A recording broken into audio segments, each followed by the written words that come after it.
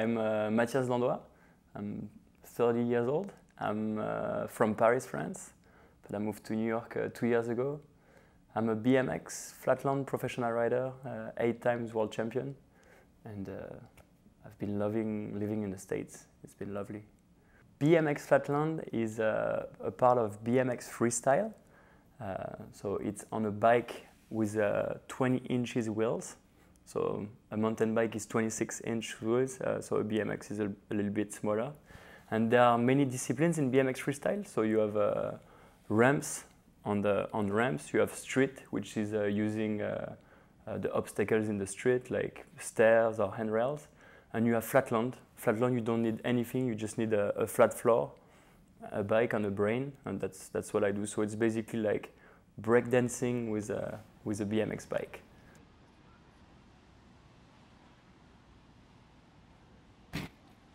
I won my first world championship when I was 18 years old, I think in 2007, and I've won it 7 times after that, so I'm 8 times world champion. I have 2 NORA Cups, which is like the Rider of the Year award, and I'm really into competition. I've always been a really competitive person, even when I play like board games. I hate to lose, you know. I'm such a bad player, and it's always been a part of me, and I still love to compete, especially like BMX is going to go to the Olympic. Park is going to be in the Olympic in 2020 in Tokyo, and BMX flatland is probably going to be in Paris 2024. So for me, it will be a great end of my career, you know, to win the Olympic in front of my family in Paris, and then I sign off. But no, competition is a big part of what I do, and it's a big motivation for me to like keep learning new tricks and keep up with the new kids, because I'm turning 31 this year and I'm not the young guy anymore, but it's super fun to try to keep up with the kids. I have a production company with my agent, and we produce videos or photos or podcasts for my sponsors. And I have this project with one of my sponsors where I'm interviewing athletes all around the world. It's called What Does It Take?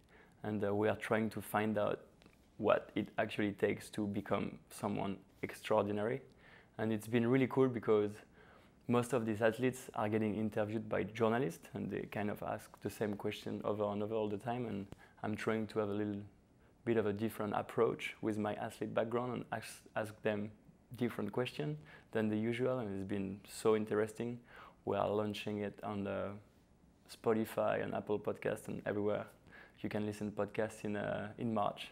So it's called What Does It Take? So look it up. It's going to be, I think, super interesting for people to have real insight of what a action sport athlete life looks like. I choose New York City as a home base because this city rocks. I mean, if you've ever come here once, you can feel the energy. And I came here for the first time when I was 10 years old with my parents, and I instantly like fell in love with the city, honestly.